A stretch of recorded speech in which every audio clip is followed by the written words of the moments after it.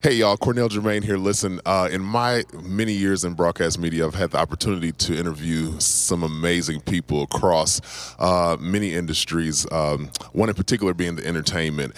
And I hear stories and talk to people and learn so much from the life of people. And we're going to do that very thing today with a gentleman who I believe you're going to fall in love with just like I did many years ago. I want you to help me welcome my brother and friend, the artist, Mezo. Yes, sir. What's up, man? Very good, man. How you doing? So, this gentleman, I want y'all to understand, has been with Lion King, the Broadway tour, for a decade now. But his journey didn't start there. So I want to go, you hailing from Durban, South Africa. Yeah, man.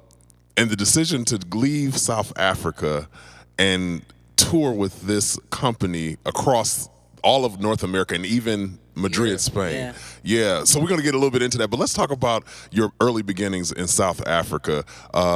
Raised by a single mom.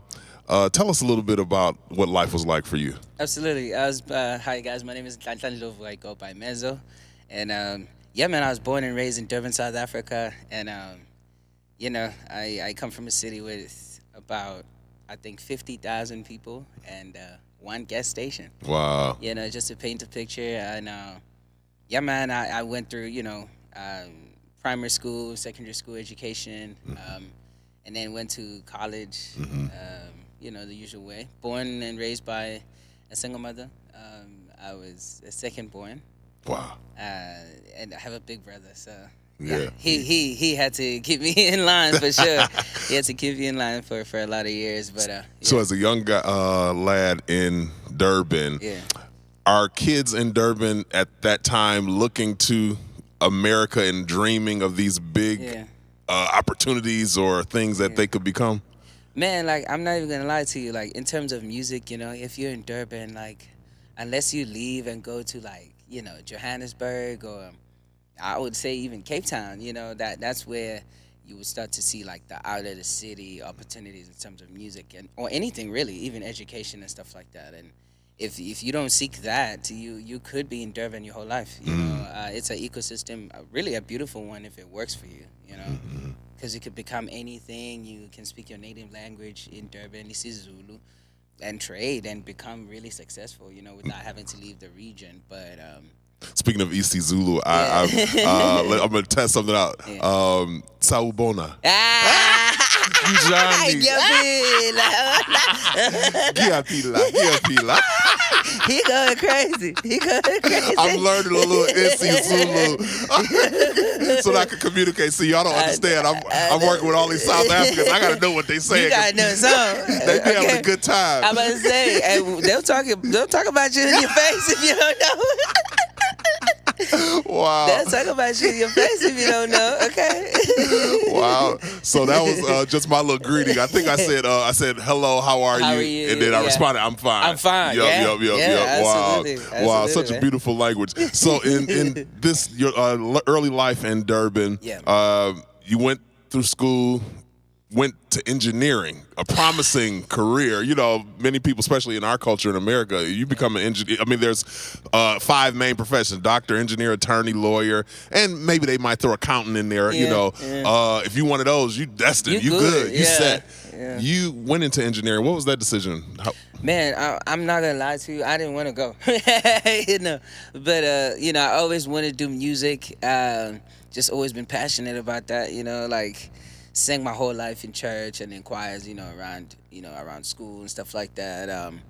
So yeah, engineering wasn't really my thing, but my mom, I'm from Africa, man. Your African parent is gonna try and hook you up with the best, available, opportunity, and she thought that school was gonna be that for me. And yeah, man, I did one of the hardest courses, and I was thinking about music the whole time, so that was a huge challenge. But, I made a promise to my mom that, I would get the degree.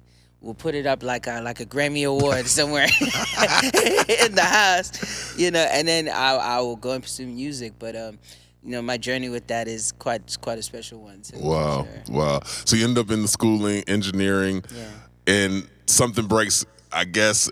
Did you get this opportunity or call or what? How did Lion King come into play? we had a family friend actually tell my brother like, hey, I know your brother sings in church a lot, and there's Lion King auditions coming up. And she told us about Bat Center, which is where it was held in Durban. And man, I remember I had to skip work. I would come into work in a full suit, do a little bit of this and that, and then go to site meetings, right? Throw all that suit in the trunk, put in some shorts or whatever, something comfortable, go to this audition line. And I remember one particular moment where if I had stayed longer, I had just went through like I think the first round of auditions, right? So I'm standing with these guys and they're like, yo, bro, you doing it, you killing whatever. I'm looking at my clock like, I need to go back to my job. Yeah. There's no meeting that lasts this long, right? But we were waiting for the next round, and I remember looking at them like, should I stay, y'all? Like, I really need to go right now. They're like, bro, we heard you in there. You better stay. Like, you better stay and do your thing. And I did, man. I'm so glad I did. And since then, I had to wait a little bit, which was tough. But there's a whole story on that as well. But yeah, I used to skip out of, my meetings or whatever, and then just go and audition, man. And Wow. audition. I was part of one audition process, and yeah, Madrid was next after that. Wow. So you get the call or email Email. It was an saying email. that you were accepted. So funny story, right? So the same guy that was on the line with me actually ended up being Antelope for like China, and he did Germany as well. And I let him announce his next moves, of course. But oh man, I remember I saw this guy at McDonald's, man, and he looked at me, he's like, I can't believe you wasn't there yesterday. I was like, there where? Like, what do you mean? Yeah. And he's like, bro, we had callbacks yesterday for China. And he ends up going to China. And I went in my emails, and they had sent an email the night before, bro. Wow. I was livid. You missed it. Oh, I missed it, man, And I remember I was in Durban at the time. It was like maybe September, October, I want to say. Towards the end of the first year I was working as an engineer. I broke, man. I broke. And I told my family, I had some friends in Cape Town that was doing music. I was like, I'm just going to go to Cape Town. I'm going to move to Cape Town, work part-time, work during the day and do music, at night. But, yeah, that wasn't going to be enough either. I went to Cape Town the next year, I think 2016. I was in Cape Town for like a couple of months. Went through so much there and trying to figure out what I'm doing, I remember applying for a waiter job at some point. Just trying to get out of engineering, go do music, and then that's where I got my email from Madrid. It was in Spanish too, bro. What? Yeah. And you remember Google Translate in like 2016 was trash, right? Talk about something. You are going 2 months.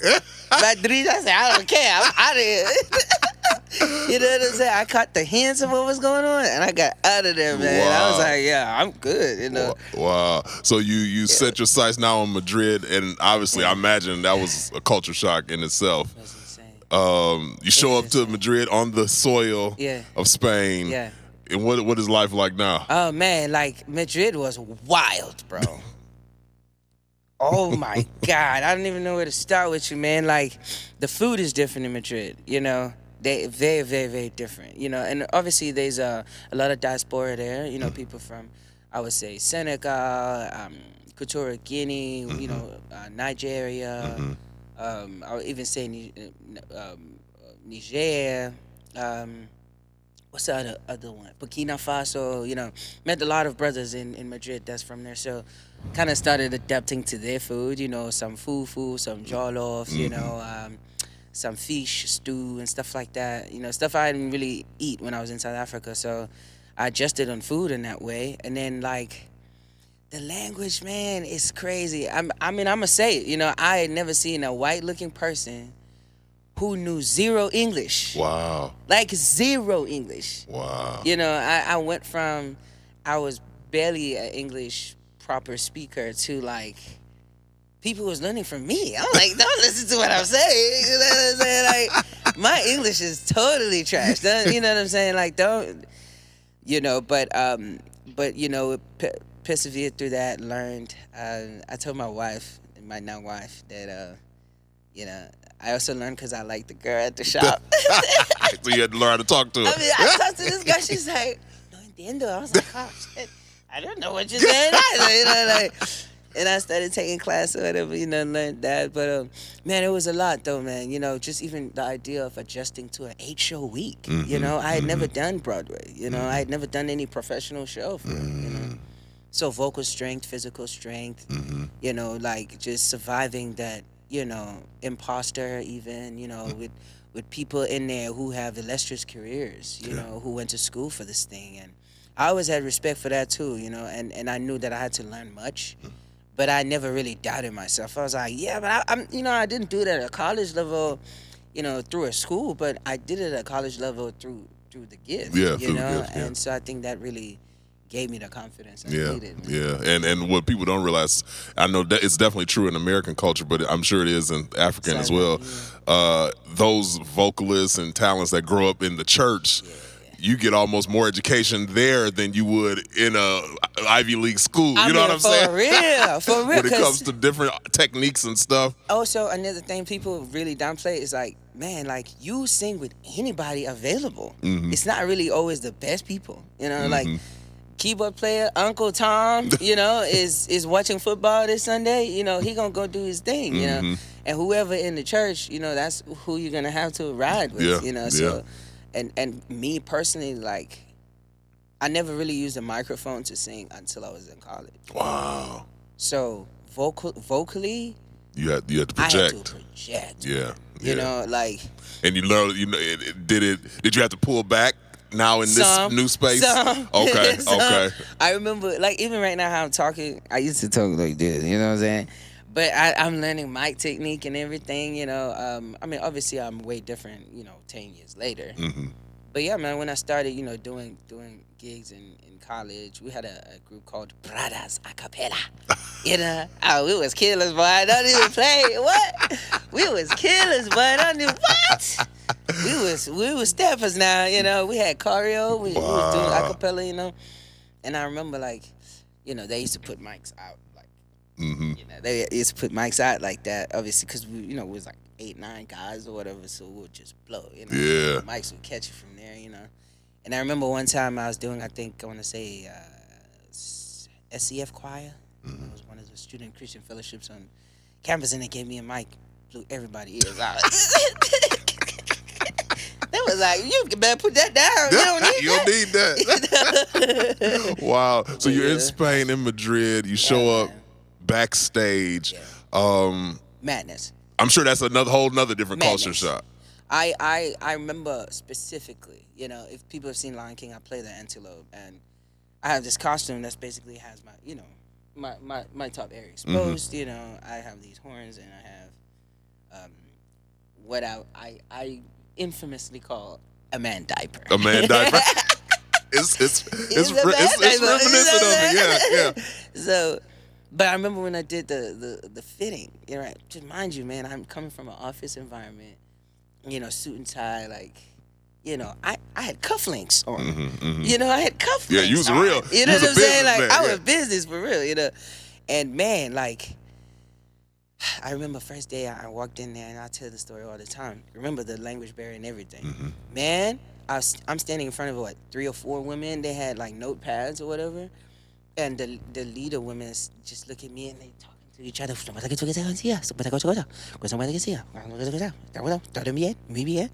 they look at me and they say, strip. I say, what? Well, ¿cómo se dice? Yeah, take off, no? The strip, no? Strip your clothes off. I said, bro, what the? What I done signed up for, man? I'm already out of my country. You know what I'm saying? I'm already in Madrid. I'm like, oh, man. It's wild. I mean, like, these on the spot. On demand. Like. On the spot like that, bro. With no pet. All these people standing there and looking at me. So, man, I remember, I used to take my shirt, my top off. And she looked at me like, strip more. I was like, bro, can you imagine? I was like, bro, no way. You know what I'm saying? But long story short, they put me in this diaper. They're like, good, next outfit. I said, I know you lying. They say, yeah, next outfit. I was like, I don't got no shirt. Y'all ain't got a vest for me or something? Yeah. like a thing. Right. You know what I'm saying? Like, man, they gave me some sandals and they said I got some horns. Wow. And that was the outfit, man. That was hard for me, man. I'm not gonna lie to you, bro. Like going out there with damn near 2,000 people out there. And bro, I ain't got no top off. I got my top off, bro. Every show, it was crazy, man. Yeah. Yeah, that was that. And then people backstage just so free, walking around, doing what it. I'm like, bro, what is happening right now? You know, so that was a huge adjustment. For me, I always say backstage is a very sacred place. It is. That's not for everybody. Because some people, you come back there, you be like, what are they doing? It's a whole other world back there. Just stay out in the house. Man. Jeez, bro. Oh wow. Yeah, man. That was tough. Yeah. So you're in Madrid, Spain. How long were you in that territory? 11 months, almost a year. Almost a year. That was man, received a lot of love in Spain, man. I want to go back for sure. Me and my wife have been planning that for a little bit now to go out there. And I tell a lot of stories about the city and like where I was, the music I was trying to do outside, and you know, forming a community for myself and stuff. Like, yeah, man. 11 months I was out there, learned a lot. I think I recorded one of my first like studio tracks in Madrid, you know. But that's when I found out I was coming to the tour, man. Yeah, North America. Crazy. Wow. So that process is pretty much the same. You get an email, or do you have to audition? Yeah, I was actually at the studio recording the song I'm talking about with my friend Bandile, and we was in Cordoba. I remember it's called Cordoba. It's a city a little south of Madrid. I want to say in Alicante. Wow, I can't believe I still remember this stuff, right? So, man, we're at somebody's house because, you know, he had friends or whatever, so it was down there. And, man, it's quiet. It's like 1 in the morning. It's like 1 in the morning.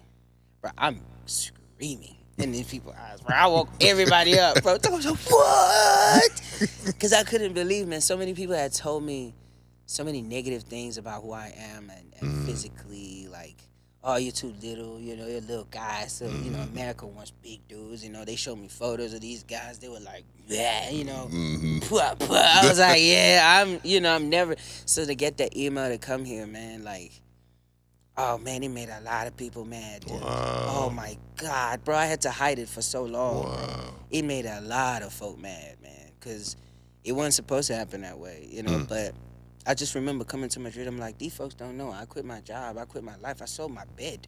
You know what I'm saying? Yeah. Man, when you sell your bed, bro, you mean business, man. That means you coming back to somebody's couch, man. Yeah. I sold my bed, TV, everything, you know, to go. So, you know, America was definitely that kind of reward for me. Yeah. Did you ever have a moment where you were like, maybe I should have stayed, or maybe did you ever regret that decision to leave and sell and come to this life? Like to this life, man.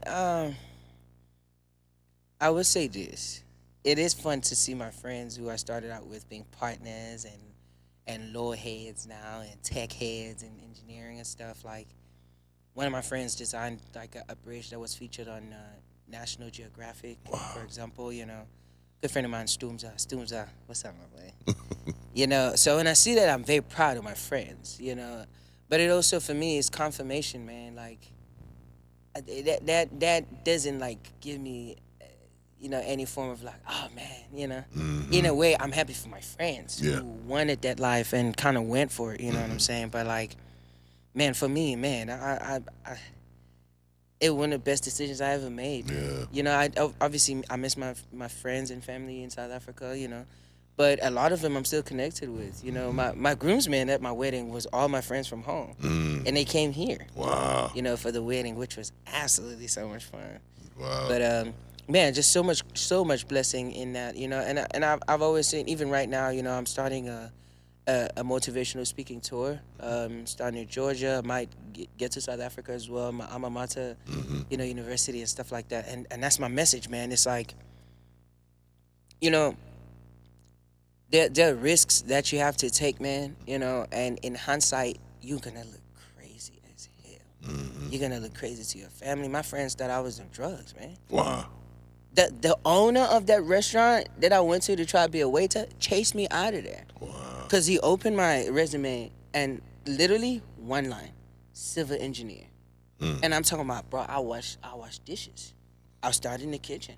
He looked at me, he said, "Sir, I'm gonna need you to get out of my restaurant.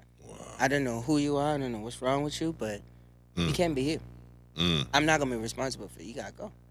So you might be making those, decisions, man, and like it feels like you literally on fire or you're going insane, but like, man, I find my love with music in this thing. I made my Broadway debut. Yeah.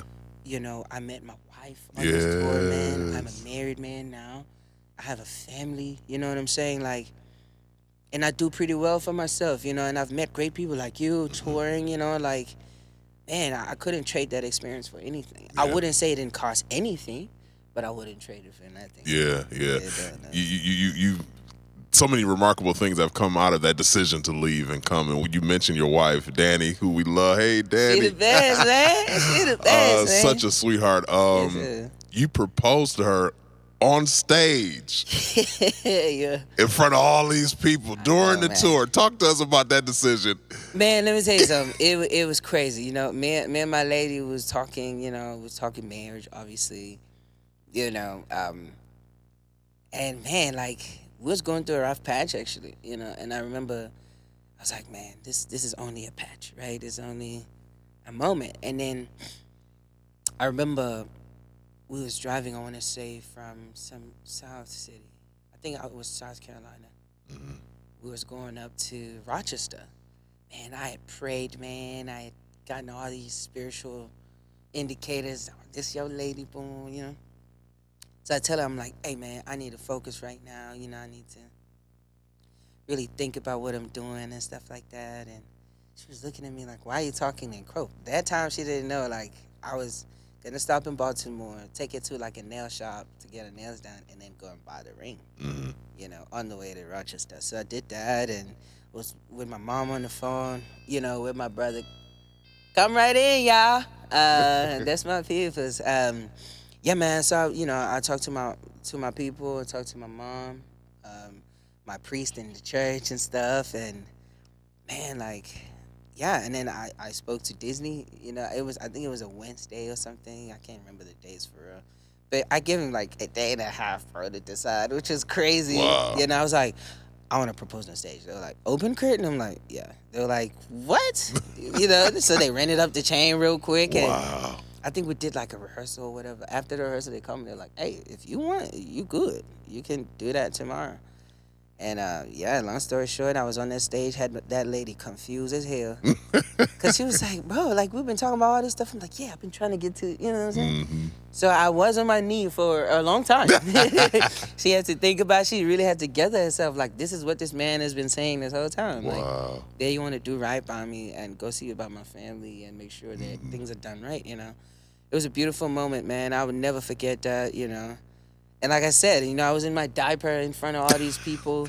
That video went crazy. I think it went like 300 or 400,000 views on combined and stuff. Like, and man, and then the pandemic happened. Yeah.